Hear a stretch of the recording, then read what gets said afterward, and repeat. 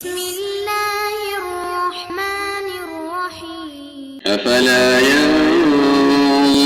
إلى الإبل كيف خلقت وإلى السماء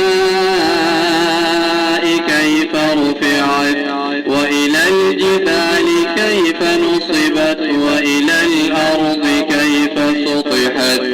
فذكر إنما أنت مذكر